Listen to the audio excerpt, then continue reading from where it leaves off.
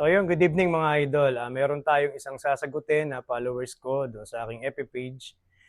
Sorry, hindi ko na-screenshot yung mismong comment niya at saka yung pangalan niya para na-shoutout natin siya dito. Sana mapanood niya itong video na to at ito yung request niya. Ang comment niya sa akin ay, kailan daw ba pwedeng maglagay ng number 1 secondary sa ating first branch? So yan yung sasagutin natin doon sa comment ni Idol. So bago tayo magsimula sa discussion na to, isa-shoutout ko muna si Idol from Magsaysay, Carmen, Davao del Norte at saka si Idol Kabsat Migs. Yun. Shoutout sa inyo mga idol ha. Good evening.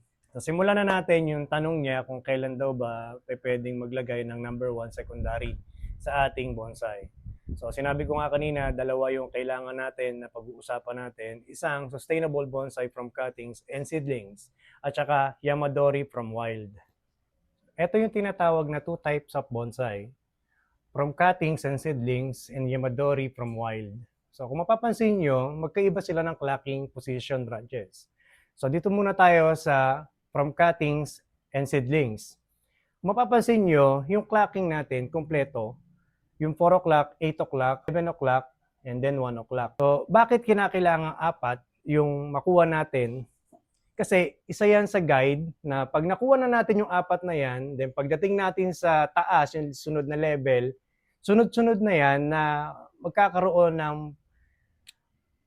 ng lugar yung ibang branches na parte ng taas. For example, ito yung first branch natin, second branches, and then back view, back view. So, yan yung mga lower branch na kinakailangan natin makuha sa simula. And then, pag nakuha na natin yung apat na yan, parang ganito yan. For example, ito yung trunk natin. Ito yung first branch, second branch, ito yung 4 o'clock. Ito naman yung 8 o'clock. Ngayon, pag kumuha ngayon tayo ng susunod na branches, so yan.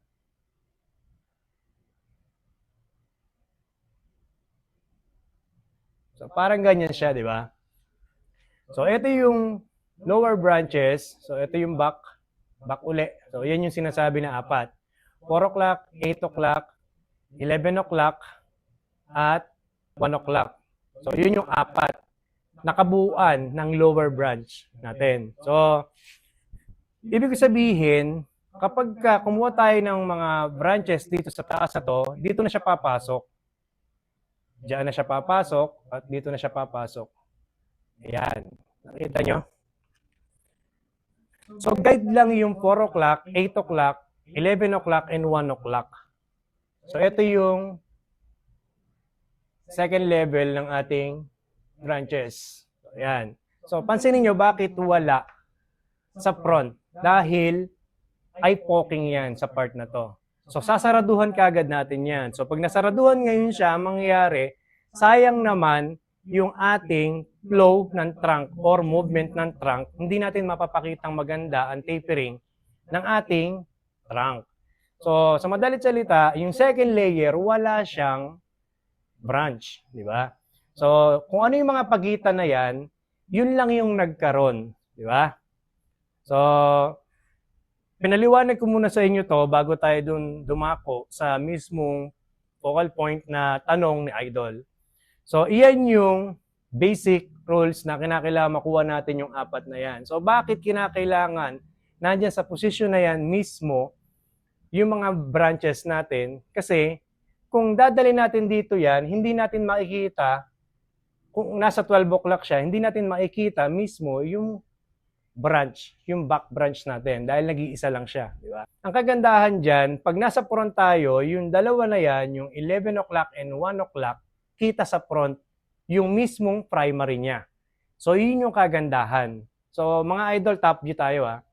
So, yan yung for sustainable bonsai na merong guide of rules na ikaw na yung gumawa, ikaw na yung nagsimula na dapat mo nang itama. Dahil ikaw mismo yung gumawa. Yan yung man-made from cuttings and seedlings. So, dito naman tayo ngayon sa Yamadori. Kung mapapansin nyo, 4 o'clock, 8 o'clock, and then 12 o'clock. So, nasa 12 o'clock siya.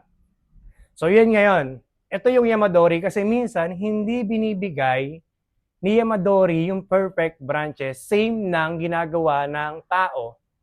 Di ba? So, ngayon tayong mga artist, tayo yung nag-a-adjust at kinakailangan gawa natin ng paraan kung paano natin ilalagay ng maayos yung ating mga branches. Pero syempre, hindi natin mabubuo ang Yamadori kung hindi tayo nagdaan sa basic. Di ba?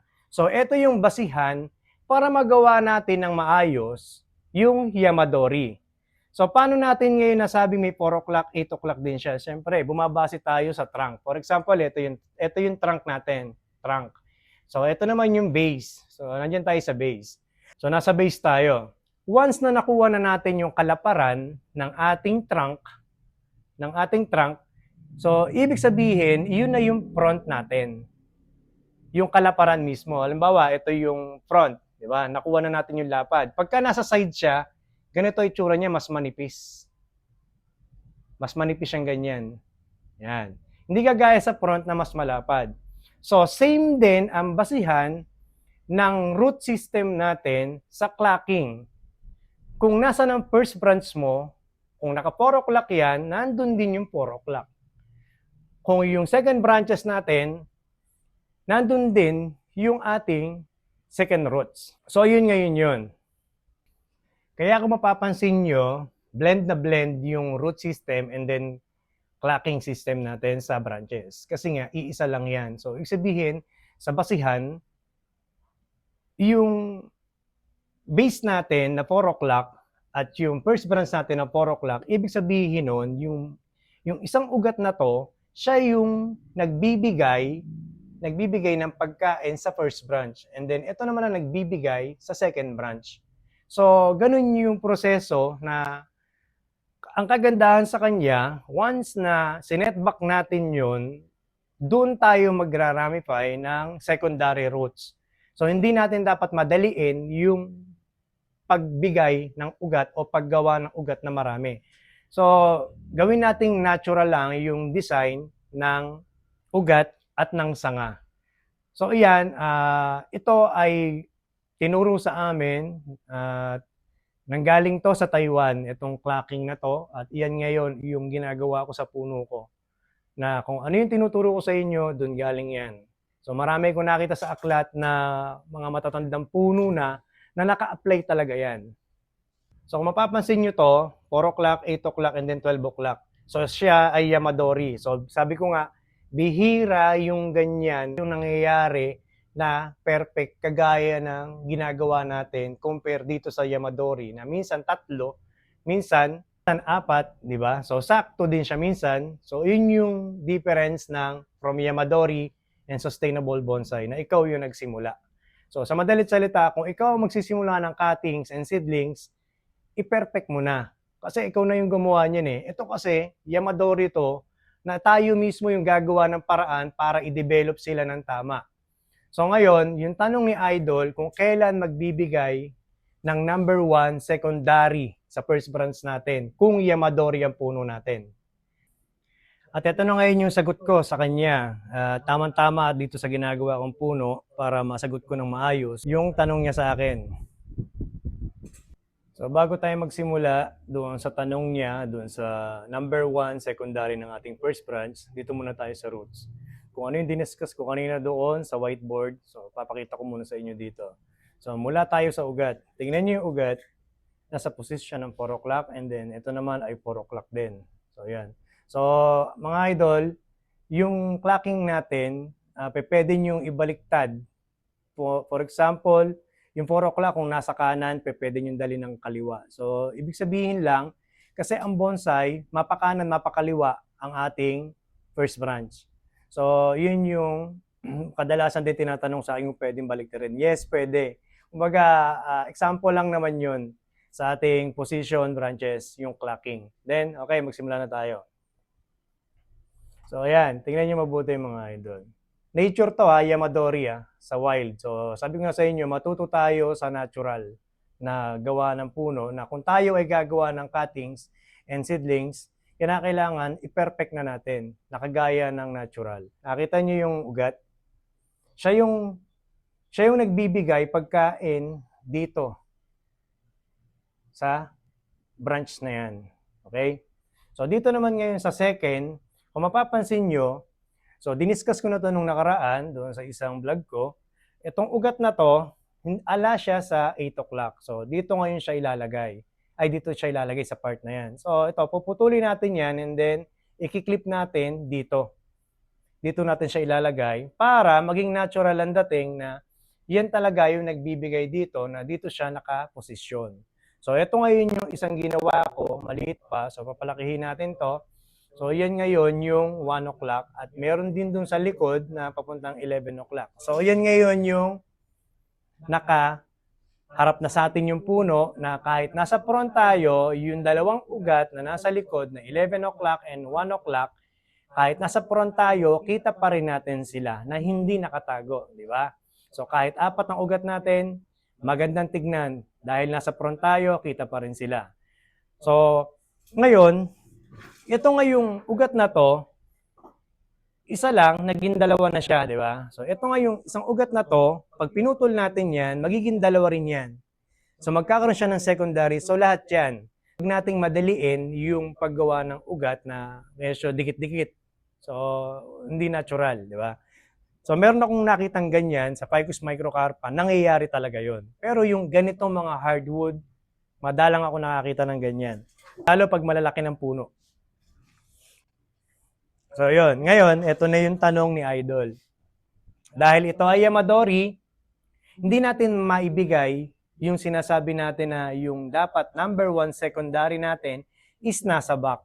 Gawa ng meron siyang back na tinukoy ko kanina doon sa whiteboard na nasa 12 o'clock yung primary niya. Ayan, nakita niyo, di ba?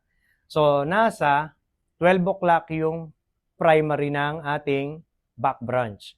Pero, kumbaga, hinahalin tulad natin doon sa basic yung paggawa ng 11 o'clock and then 1 o'clock. For example, so ang primary natin is nasa 12 o'clock, pero nakita niyo yung secondary, yan yung secondary number 2. Pumunta siya ng 11 o'clock. At ito naman, secondary number 1, pumunta siya ng 1 o'clock. So nakita niyo, di ba? So ganun pagbabago yung paggawa ng bonsai kapag ka nandun na sa Yamadori. Pero nahahawig doon sa gawa ng tao na ibinigay ng basic. So yun yung basic rules na kinakailangan natin sundan para hindi tayo malito at alam natin ang proseso dumating man tayo sa Yamadori na puno. Di ba? So gawin natin ganito. Meron kang 12 o'clock na primary. Ginawa mo ngayon yan. So ito ngayong number 1 secondary nasa front na to, nilagay mo sa likod, ano mangyayari? Wala na siyang paglalagyan. Kasi meron ng branch dito at meron na din branch dito, maiipit siya. So hindi siya papasukin ng sunlight, mamamatay lang tong secondary number 1 natin kung ipipilit natin yung basic. Di ba? So dun nga nababago yung paggawa ng basic kapag ka nandun na tayo sa Yamadori na puno. Pero, sabi ko nga, nahahalin tulad yung paggawa ng basic na perfect pagdating sa Yamadori. Sana nasagot ko yung tanong ni Idol kung kailan daw ba pwede maglagay ng number 1 secondary sa likod o sa harap. So yun lang mga Idol, hanggang dito lang ating video at sana may napulot kayong aral o tips dito sa ating pagbobonsai. Maraming salamat po sa inyong suporta. Iyon!